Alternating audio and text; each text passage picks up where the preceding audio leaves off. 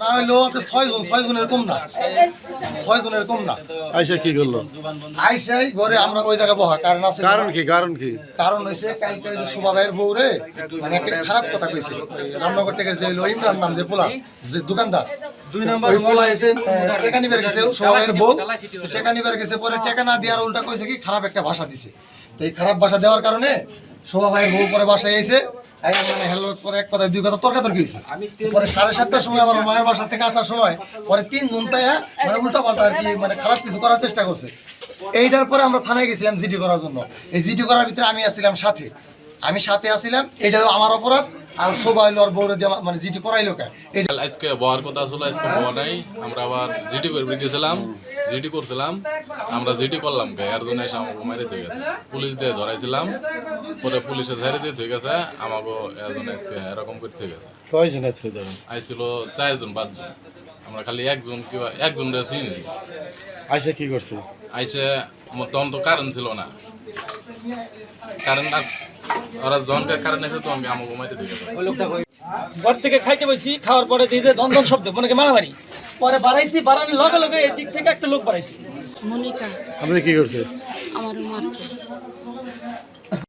আটকাইছে এর জন্য, হ্যাঁ মারধর করছে, আটকাইছে এর জন্য মারছে। ভাই আরিফ ভাই কে আইছিল? কারা আইছিল আপনাদের কি মনে হয়? আমার সাথে কালকে গেম জমা ছিল। হ্যাঁ লোকটা খুলে দেন। আটকাইছে এর জন্য, হ্যাঁ মারধর করছে, আটকাইছে এর জন্য মারছে। ভাই এই কাজ ভাই খালি কাজ ভাই একটু জিগু ভাই একটু শটটা নিয়ে হিসেবে হত্যা মেরে দুটো দ্রুত সমস্যা নাই তোর মধ্যে কিছু না। ভাই কালকে ভাই মানে মামলা করছে মানে জিডি করছে এটার উপর আমার কিছু না। আমি লগে আসলাম কালকে এই কারণে আমার বন্ধু পাই দিয়ে এই দেখেন বাত ব্যথা, প্যারালাইসিস কিংবা আর্থ্রাইটিস, আধুনিক ফিজিওথেরাপি ও পুনর্বাসন চিকিৎসায় নির্ভরযোগ্য নাম ডিপিআরসি। জায়গায় না আরো শৈলে কত জায়গায় দেখেন।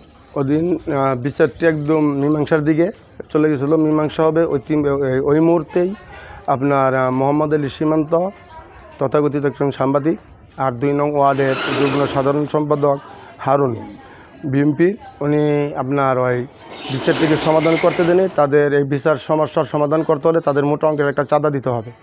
সেখানে আমি বলি যে তারা হচ্ছে অসহায় মানুষ, গরিব মানুষ, তারা চাঁদা কোথায় থেকে দিবে? তখন আমাকে হুমকি প্রদান করে যে মোটা অঙ্কের চাঁদা না দিলে আমার মাতব্বরি তারা দেখবে, আমার নামে তারা মামলা দিবে, আমাকে হয়রানি করবে, এই সমস্ত কথা বলে আমাকে হুমকি দেন এবং তারা মামলা করেন আমার 1 নম্বর আসামি দিয়ে এবং ওই ভিকটিমদেরও আসামি করেন। আগের দিনের যে আগের দিন যে অভিযোগটা থানায় করছে সে